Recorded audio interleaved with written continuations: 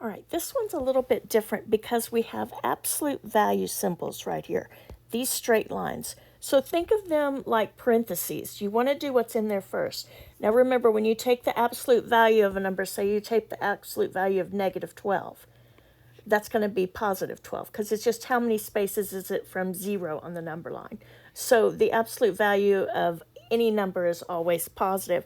So we've got to get this inside the absolute value symbols down to one number so we can take the absolute value of it. So we're going to have 35 minus, make sure you bring these and make them big so they don't turn into ones. Sometimes mine are too small and I think it's a 1. So inside those absolute value, I'm going to do order of operations. So I go to parentheses. Well, that's 2 minus 4. So that's 7 minus 6. Notice the 6 is right beside the parentheses. So that means I'm going to multiply 6 times the answer I get when I subtract 2 minus 4. 2 minus 4, signs are different. So you subtract. The 4 is bigger, so the sign is a -2. So now I'm still in my absolute value symbols. I have 7 minus subtraction, 6 times -2. So I want to do this first. So 35 minus, still absolute value symbols. And I'm going to put my -10 on the end here. So this is going to be 7, -6. Notice how I take that sign with it so that I don't have double signs. Otherwise, I would have to write negative, and then 6 times -2 would be -12. That's too confusing. So take it with you. -6 times -2 is a +12. So I don't have double signs. And now I'm finally getting to where I have one number, or I will have one number inside my symbols. 7 plus 12, that will be 19. And now I can take the absolute value of it. Well, 35 minus absolute value of 19 is 19. Notice we just brought this minus down. It didn't figure into it anyway because it's the 19 that we're taking the absolute value of.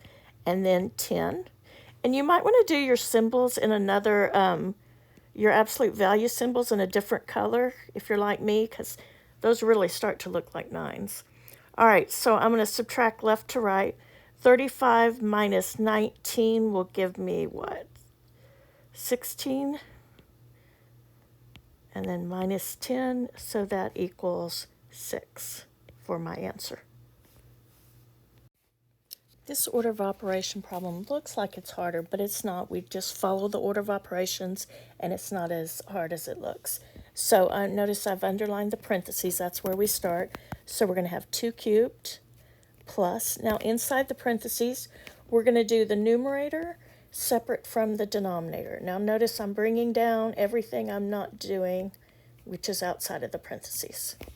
And don't get in a hurry and say, oh, I'll do 5 minus 5. It'll give you the wrong answer.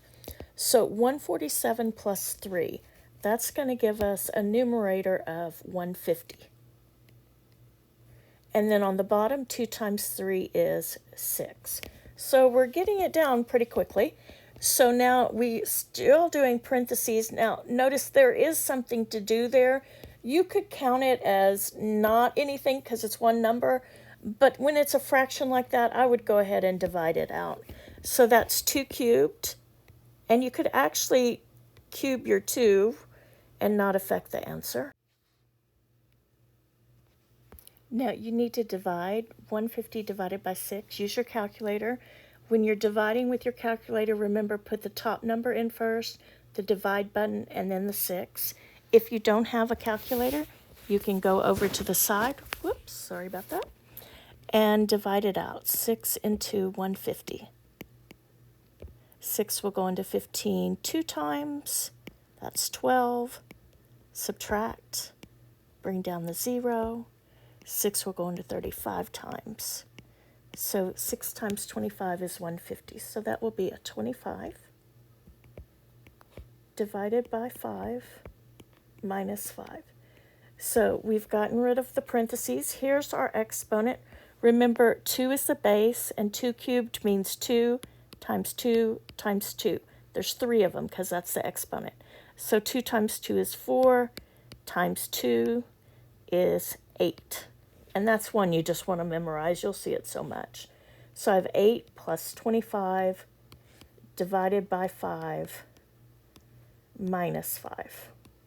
So no parentheses, no exponents, multiply or divide starting at the left.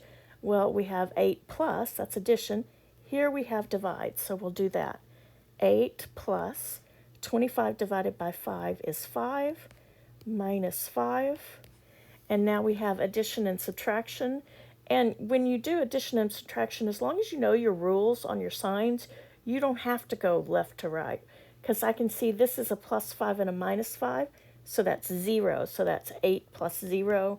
So my answer is 8. Order of operations. We are doing what's in parentheses first, so we have to add two fractions. Now, when you add and subtract fractions, you have to have a common denominator. So look at the larger number, the 16, and see if the smaller one will go into it. It will. So you're going to change both denominators to a 16. Now, in order for that to happen, you would have to multiply this 4 by a 4, because that gives you 16. So you have to multiply the top number by a 4. So remember, when you change a denominator of fraction, you've got to change the numerator too. And we're getting a common denominator of 16. So I'm going to rewrite both fractions with a 16 as a denominator. So this first fraction, I had to multiply the 4 by a 4 to get this 16. So 3 times 4 gives me a new numerator of 12. The 16 isn't changing, so the numerator isn't changing. It stays 5/16. And then this is times 1/2. So we do what's in parentheses first. 12 plus 5 gives us 17. Whoops. Let me erase that. 12 plus 5 gives us 17 over 16 times 1/2. Now, you have to be very careful. You can only cancel numerators with denominators. This 17 is prime, and there's not a 17 or a multiple of 17 in the denominator, so it won't cancel with the 16, nor will it cancel with the 2. You cannot cancel the 2 and the 16 because they're both in the denominator. So we're going to multiply across. 17 times 1 is 17. 16 times 2 is 32. Use your calculator if you need to. We know there was nothing to cancel, so we know this is in lowest terms. We don't have to worry about reducing it. If we can't cancel anything over here, then this answer can't be reduced. We are going to do what is in parentheses first, which is adding two fractions. Have to have a common denominator. So look at the larger denominator. It's a 6, and 3 will go into 6. So 6 is going to be our common denominator. So that 1/6 doesn't change. This 1/3 will change. We need the denominator to be a 6. To make a 3 a 6, you have to multiply it by 2, right? 2 times 3 is 6. So we have to multiply this numerator by 2. 2 times 1 is 2. And that answer is going to be squared. So now we only square it once we get it down to one number. So 1 is 6 plus 2 is 6. I'm adding my numerators. 2 plus 1 is 3. And I rewrite my denominator. When you add and subtract, you just rewrite the denominator once you've got the common one. And then we have a square. Now, we could go ahead and square that, but I would reduce that before you square it so you don't have to reduce a bigger number. So by reducing that, we know 3 will go into 3 once, and 3 goes into 6 2 times. So 3/6 reduces to 1/2, and you can double check it. Make sure when you multiply, cross multiply, you get a 6. Here you cross multiply, you get a 6. If you didn't get the same number, you reduced it incorrectly. So this is going to give us 1/2, and now we're going to square that, which means that number, that base of 1/2, times itself 2 times because of our exponent 2. We multiply across, that's 1/4.